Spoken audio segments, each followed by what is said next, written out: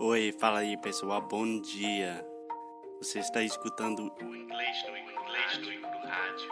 I am your host, Foster Hodge. This is your daily dose of English.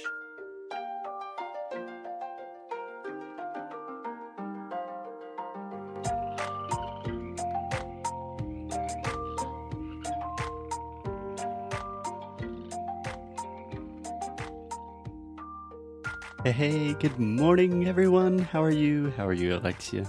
Not that good. Yeah, so do you want to explain what happened or do you want me to? Okay, I'll try. We went to Festa de Alandral. It's a big party here this weekend. And then I was eating hot dog in the middle of the eating. I would say while I was eating the hot dog. While I was eating The hot dog. the hot dog, I I bit my tongue.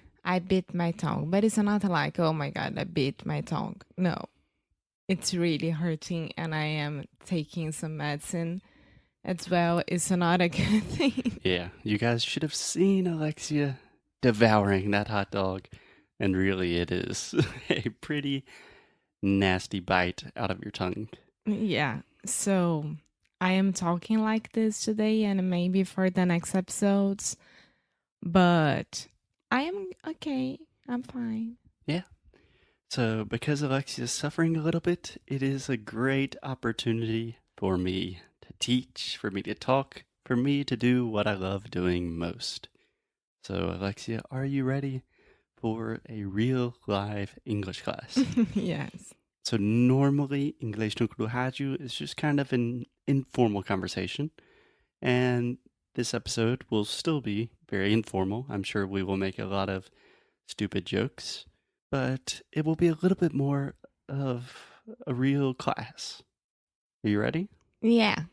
Okay, so today we're talking about the T sound. The T sound. Is it the silent T? Ooh, so Alexia's good. So Alexia has already, obviously, she studied with me. She studied in sound school. So she knows what a silent T is. But I imagine most of our students do not. Alexia, can you try to think of an example of a word that has the T sound? Fountain. Okay. But it's a silent T, but I am making the sound. Yeah, that is actually what I call a stop T. So most of the time, I would not say fountain. That sounds very like I'm articulating and trying to speak very slowly. I would say fountain. I know. Christmas. Christmas is a totally silent. That's just the T does not exist there. So you are getting ahead of yourself, Alexia. You know too much. You're too good of a student. So let's think about something more simple. The traditional T is what we call the true T in English, or at least that's what I call it, the true T. So this normally occurs at the beginning of words. So for example, time. Can you say that for me? Time. What about totally? Totally. Yeah. Timid? Huh? Timid? Timid. Yeah. So when we're saying these words like time, tom, tan, we're making a true T sound. So a t, t, t. Do that with me. T, Oh my God. t. It hurts. It hurts so bad. Okay. But this is the normal T sound that people think about. Most of my students only imagine that there's one T in English, but depending on how you measure it, there are actually 4 or 5 different T sounds in English. It's crazy. So in this episode and probably the next episode, we're going to explain all of them. Okay? Okay. Okay, so let's start with the true T. First, it normally occurs at the beginning of words, just like we said, time, tom, timid, etc. So one thing to realize is that this sound is actually quite different from the traditional T sound in Portuguese. So if you say todos. Né? Fala isso. Todos. Todos. Yes. Você está falando todos, né? So, in English, to produce the true T sound, we are using the tip of our tongue. That means the little part, and I'm pointing to the part of my tongue, but the very front part of your tongue is touching the top of your mouth. In Portuguese, you actually use what we call the blade of your tongue. So you're not saying todos.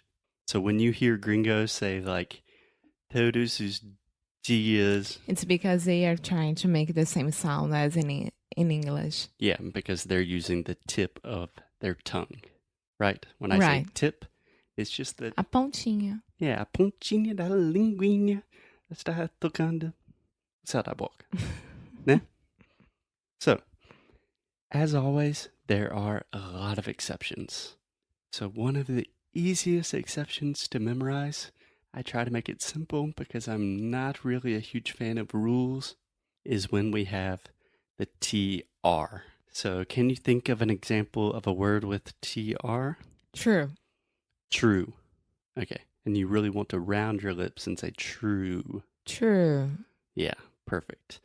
So true, that is like a CH sound. Honestly, in English, we should write true with a CH. It would make a lot more sense. So another example could be Tree. tree. Exactly. So you're saying ch, just like Thiago. So you're not saying tri, you're saying tree. Tree. Yeah. So it is totally not a T when we have TR. That is something we discuss extensively in sound school. The TR is totally separate from the T. Okay? And apart from the beginning of the words, when you normally see the true T, you also see it in the middle of words when there is a stress. So I know that sounds a little complicated, but it almost always happens naturally. So for example, think about, we just started the month of September. Exactly, September. So that is a true T. Sept. I'm really aspirating, which means I'm breathing air out of my mouth and going t, making that pop sound. September, October, t. I'm thinking about the months of the years. A month. No. Month CH. is a TH, which is a whole nother thing. We have a lot of episodes on that we just released this week. So, normally the true T occurs at the beginning of words, but sometimes it occurs in the middle of words when we have stress. Are we cool with that? Yeah. Okay, so the crazy thing is the true T, the traditional T that most people think about when we're thinking about a T, is probably the least common T sound in English. We really don't use it that much in normal conversation. The second T sound I want to talk about is the flap T. Do you know what that is, Alexia? I don't know if I know. Maybe I know, but I don't know that I know. What do you mean?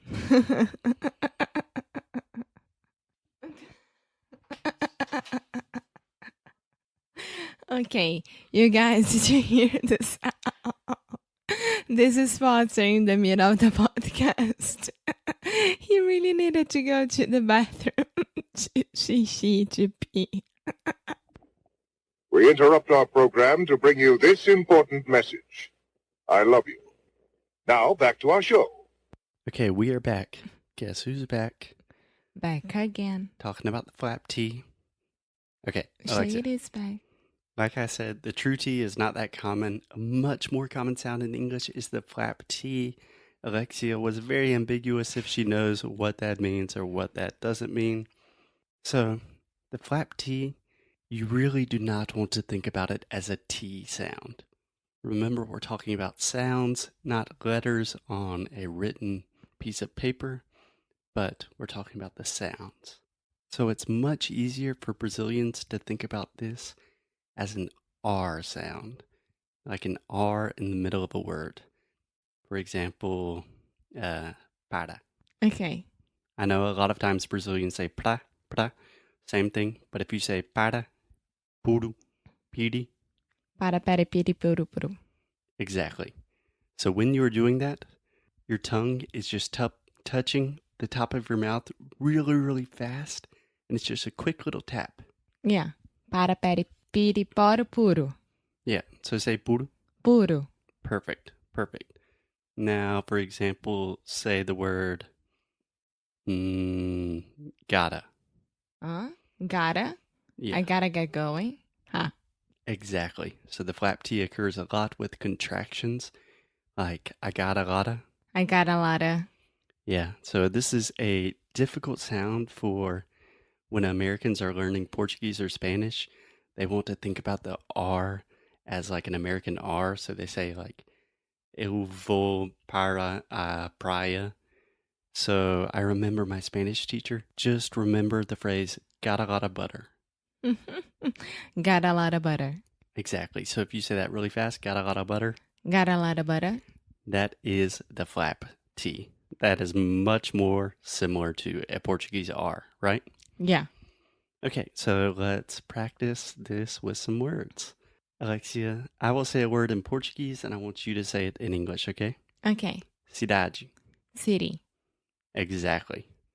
So what did you say? City. Yeah, you did not say city. City. Yeah, if you say, oh, it's a very beautiful city. City would be British. Yeah, I don't even know if that would be British, but for an American speaker and most English speakers, that sounds very strange. City. Yeah, if I talked to one of my friends and I said, hey, I'm visiting your city today, they would think like, oh, it's Foster. Is he okay? What's wrong with him? And another example, when I said a beautiful city. Beautiful. Mm-hmm. Say that one more time. Beautiful. Beautiful. Exactly. So you're not saying beautiful. Ah, essa é a diferença. Beautiful e beautiful. Beautiful. Exactly. 99.9% of all English speakers will say beautiful. Beautiful. So that is, again, the flap T. Can you say political? Political. Perfect. Perfect. So I'm not saying political. Political. I'm saying political. Exactly. That's what I'm talking about. I didn't know that I know that You didn't know I didn't that know. you knew. I didn't know that I knew what a flap T was. Yeah. Is. Yeah. Was or is, still is, will always be, at least for the near future. So it is a very good thing to realize. Let's try with one more phrase that I know a lot of people struggle with. Can you say the phrase Little Italy? What? Sorry, que? Little Italy. Ah, eu entendi. Literally. Or literally. Literally. Good. So Little Italy is a famous Italian neighborhood in New York. And a lot of other places as well. Yeah. So let's just start with the word Italy. Italy. One more time. Italy. Italy. Yeah. So think about your Portuguese R. Italy. Italy. Okay. Pretty good. Now say the word little. Little. Yeah. So I'm not saying little Italy. That sounds so strange. I'm saying Little Italy. Little Italy. So this is especially difficult because we also have the I sound, which is really hard. We recorded an episode about the difference between the I and the E sounds. I think it's episode number 65. If you want to check that out. I still have a lot of problems with this. Yeah. Yeah. Little Italy. Yeah. Just keep saying that in front of the mirror for hours and hours, and your English will improve drastically. One more example of where we often see the flap T in English is when you have an R before the T. Does that make sense?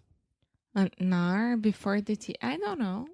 So, for example, yesterday we cleaned our house, right? Mm-hmm. So before we cleaned our house was very... Dirty. Exactly. You did not say dirty. Dirty. Dirty. Yeah, so much more of a Portuguese R or an American D sound. Dirty. Dirty. Yeah. You can also say Fala para mim a palavra festa. Party. Perfect. Party. Yeah, party like it's 1999. I'm not saying party, party.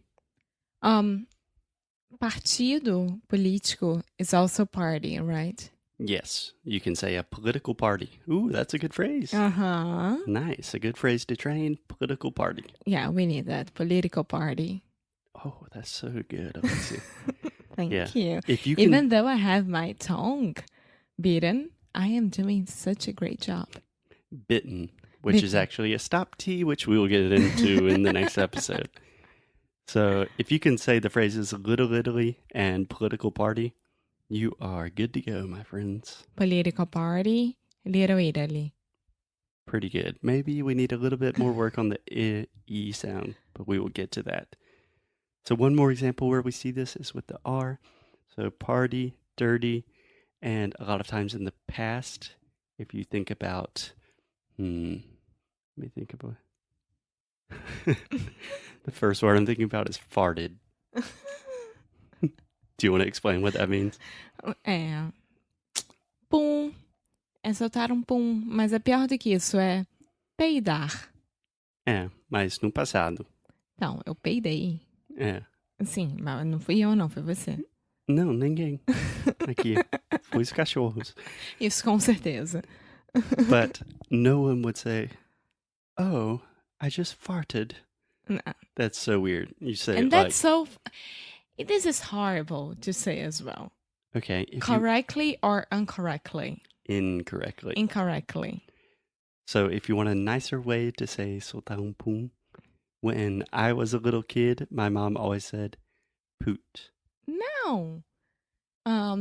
We saw during that show. Okay, yeah.